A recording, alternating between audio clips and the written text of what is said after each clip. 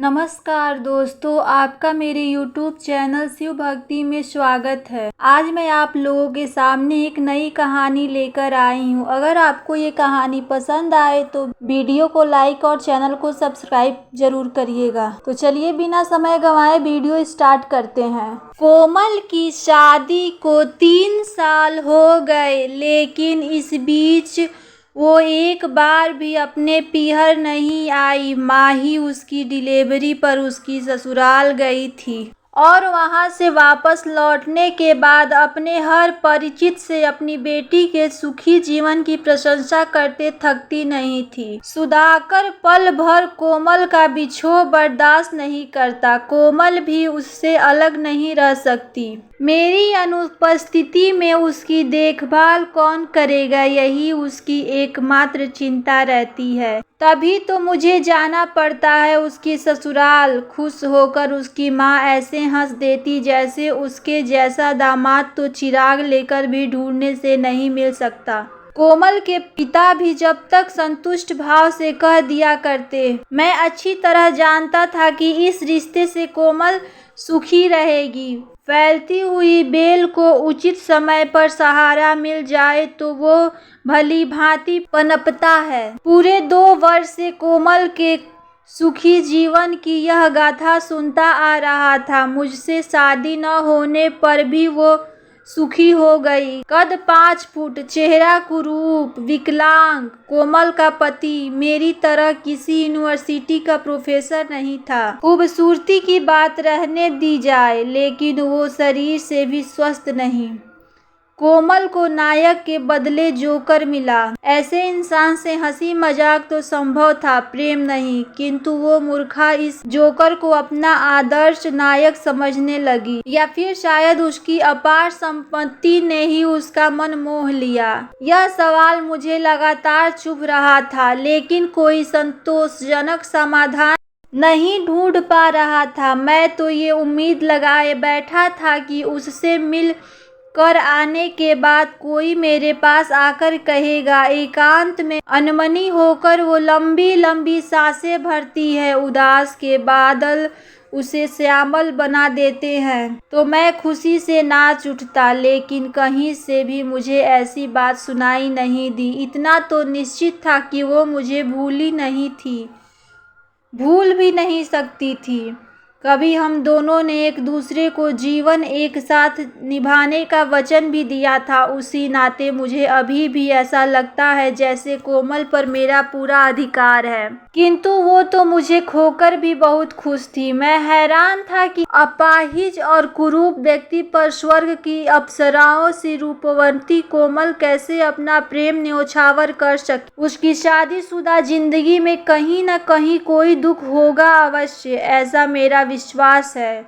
वो मिलेगी तो मैं उसका वो मौन दुख बांट लूंगा, और फिर मेरी दूषित कल्पना जिन चित्रों का निर्माण करती उनमें मेरी वासना और हीन प्रवृत्ति का ही दीर्घ दर्शन होगा। एक दिन अपने कमरे की खिड़की से मैंने कोमल को उसके पति और बेटे के साथ रिक्शा से उतरते देखा। अपने 1.5 साल के बच्चे को गोद में उठाकर उसने दूसरे हाथ से पति को सहारा देने की कोशिश की, लेकिन पति ने मुस्कुराते हुए इनकार कर दिया और संयोग की बात की उतरते वक्त संतुलन खो बैठने से वो जमीन पर गिर पड़ा।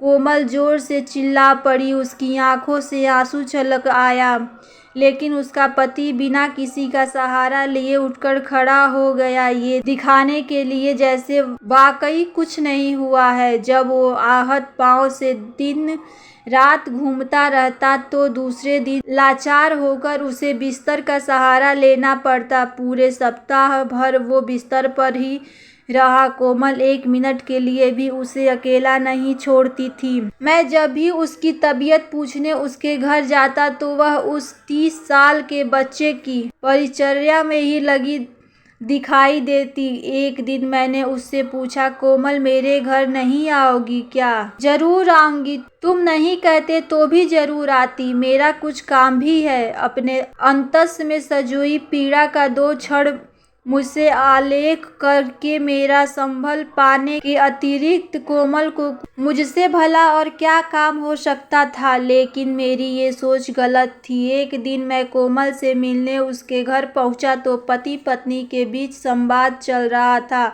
कोमल, तुमने मेरी बहुत सेवा की, अब मैं तुम्हें ये काम नहीं करने दूंगा। मैं सजग और सतर्क हो गया। अधखुले किवाड़ों की दरार से देखा। उसके पति ने उठने की कोशिश की लेकिन कोमल ने उसे फिर लिटा दिया। मौसमी जूस का गिलास उसे पकड़ाते हुए बोली, पहले इसे पी लो जल्दी से। नहीं, पहले वचन दो कि मेरे गंदे बर्तनों को तुम नहीं छुओगी। नहीं, ऐसा नहीं हो सकता। तो फिर मैं जूस नहीं पीऊंगा, फिर मैं भी खाना नहीं खाऊंगी। कोमल नाराज होकर कुर्सी पर बैठ गई। बीच बीच में कनखियों से पति को देख लेती। पति के चेहरे पर हठ, निश्चय, आदर, स्नेह तथा करुणा की तरंगें बारी बारी से उठकर विलीन हो जाती थी। अंत में वो उसके दुराग्रह के आगे हार गया। उसने प्यार से कोमल को पुकारा तो कोमल उठकर उसके करीब आ गई।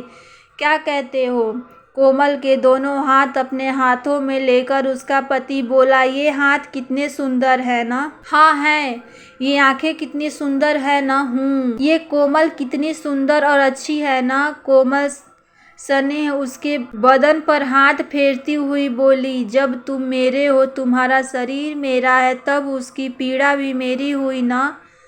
फिर ये भले बुरे का भेद कैसा? पति ने मानो हार मान ली। उसकी आंखों में खुशी के आंसू छलक आए। कोमल अपने पति की बाहों में सिमट गई। उससे अधिक मैं कुछ भी देख नहीं सका था। मैं मन ही मन निराश से तिलमिलाया हुआ वहां से जल्दी ही चला गया था। और फिर एक दिन कोमल मेरे घर मुझसे मिलने आई। बिना किसी प्रकार की प्रशंसा व्यक्त किए मैंने उससे पूछा, कहो कैसे आना हुआ? कोई काम था? हाँ, इसीलिए तो आई हूँ, तुमसे एक बात कहनी थी।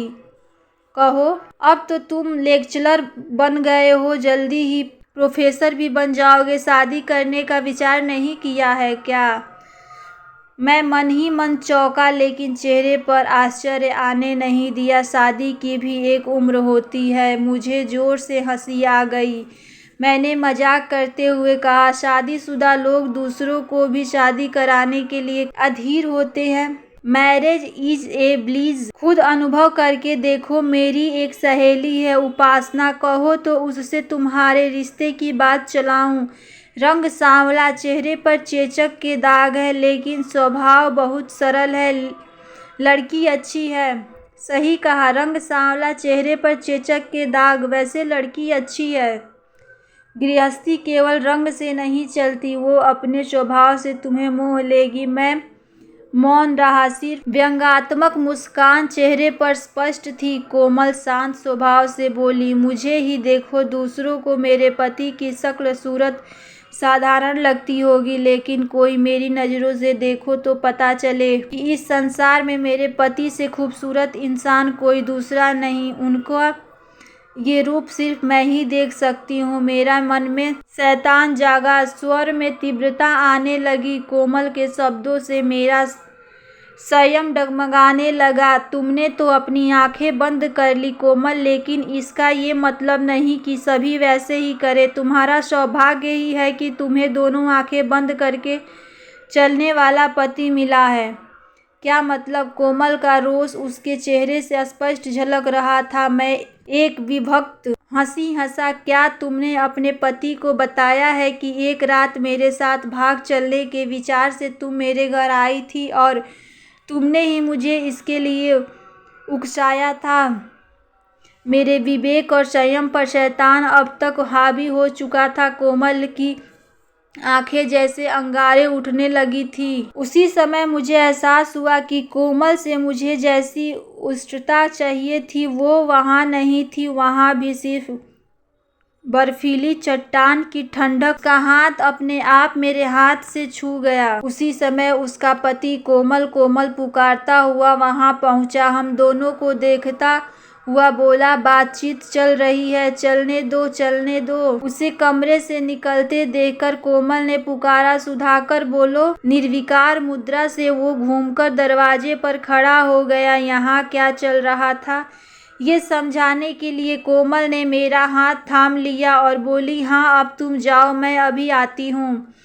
उसी बाहहीन चेहरे से उसका पति कमरे से बाहर चला गया। मुझे अपने दिल की धड़कन बंद होती प्रतीत हो रही थी, गला सूख रहा था। मैंने अपना हाथ उसकी गिरफ्त से जैसे ही छुड़ाया, वो बोली, घबरा क्यों रहे हो? अपना हाथ फिर से मेरे हाथ में देते हुए बोली, लो और देखो इस हाथ के स्पर्श में क्या है। तुम्हें यहाँ मिट्टी जैसी ठंडक के अलावा कुछ महसूस नहीं होगा। ये हाथ अब मेरे पति के हैं, इन पर अब पूरा अधिकार उन्हीं का है। अनजाने ही मैं सिहर उठा।